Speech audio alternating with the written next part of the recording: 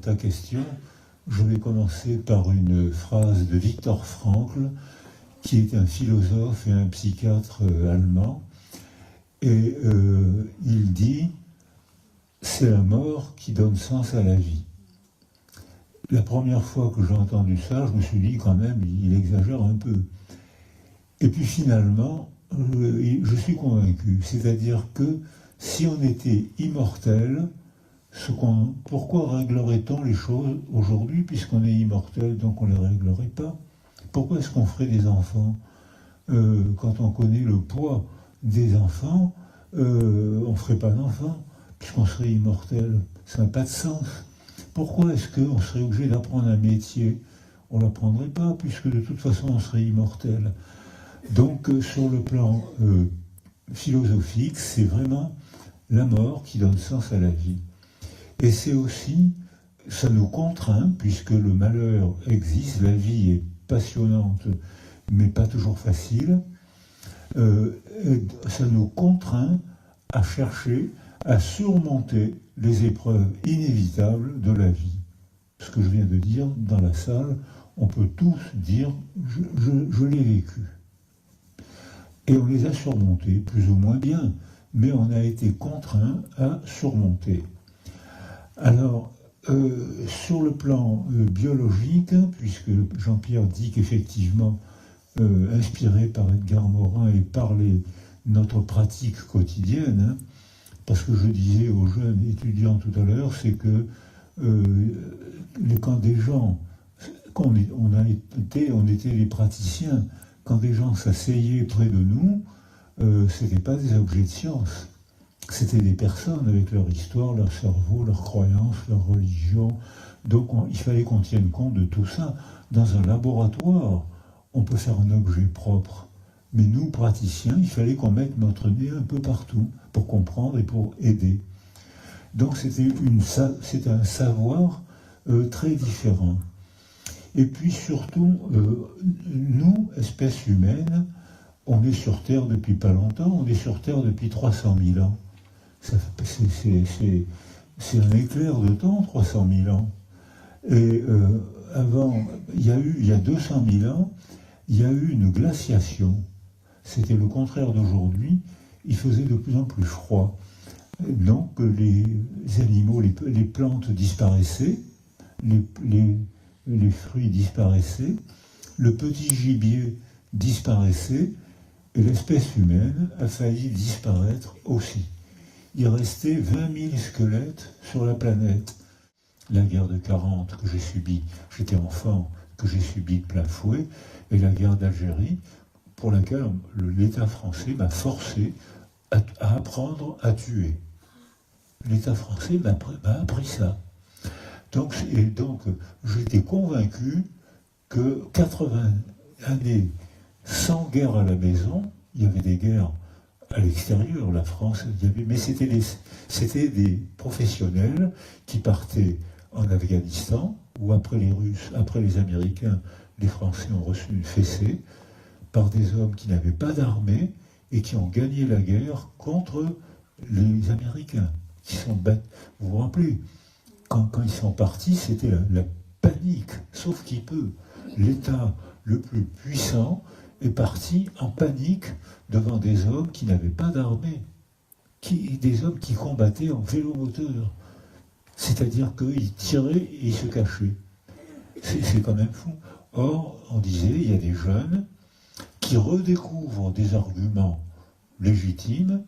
La guerre d'Algérie a été cruelle, la colonisation algérienne a été un immense massacre immoral. On a volé les terres des Algériens, on les a brûlées, le mot colonisation a été la légitimation de quelque chose d'immoral.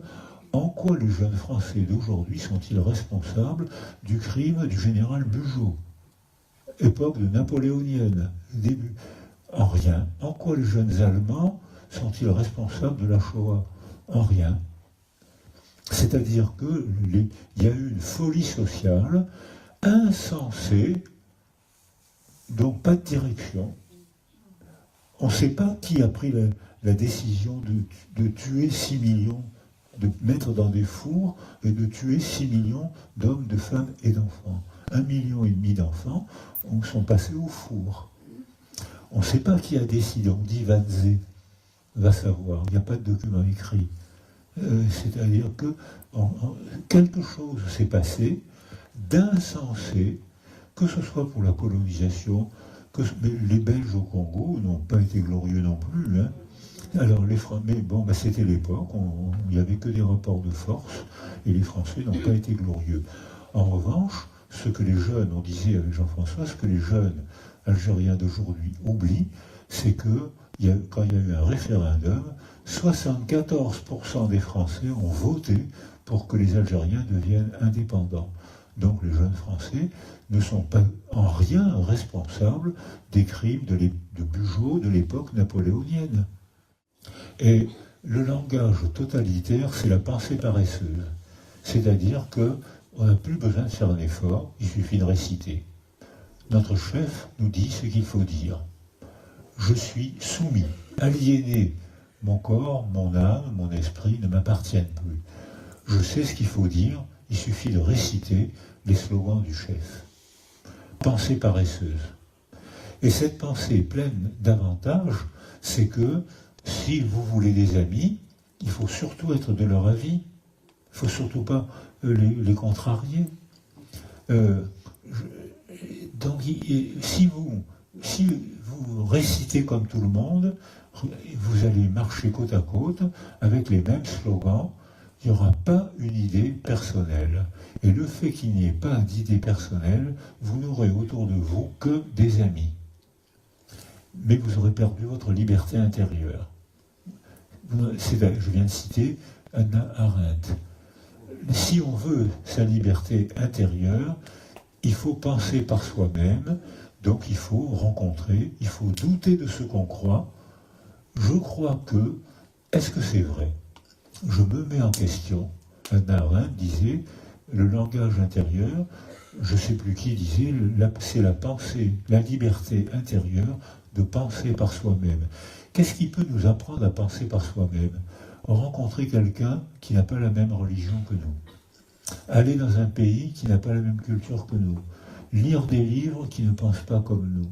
Se décentrer de soi pour se représenter le monde des autres. Il y a des gens qui adorent ça.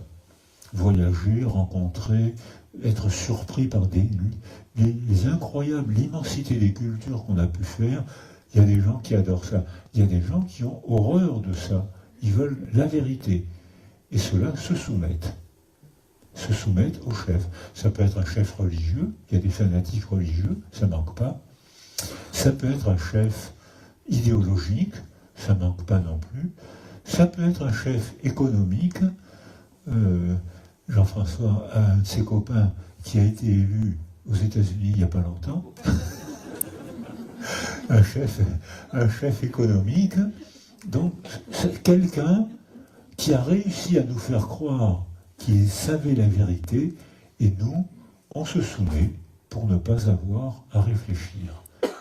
Nous, on avait, après la guerre, on avait un sens. Il fallait reconstruire la France. La Belgique était dans la même situation. Et donc, ça avait un sens.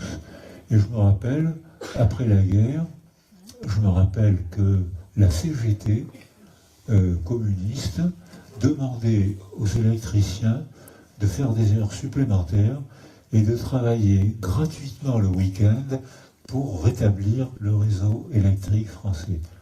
La CGT communiste demandait aux ouvriers de travailler gratuitement. Parce que dans ce contexte-là, ça avait un sens.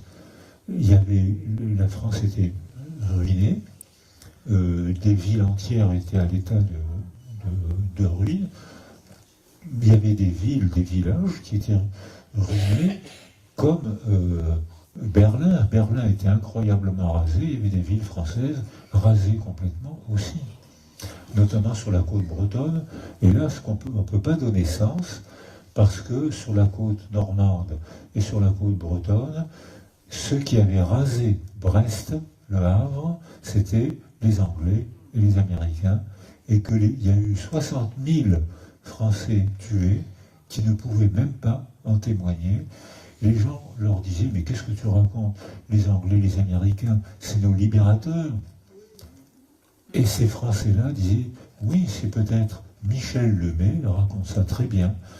Oui, ces Français-là, on a été libérés par les Anglais et les Américains qui ont tué 60 000 Français.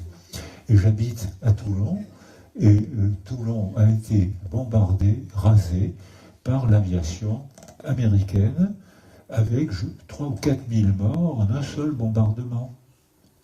Impossible, ça n'a pas de sens. Impossible de le dire, c'est parce que c'est pas rentré dans le discours, dans les stéréotypes culturels. Les Anglais et les Américains sont nos libérateurs. Ce qui est vrai,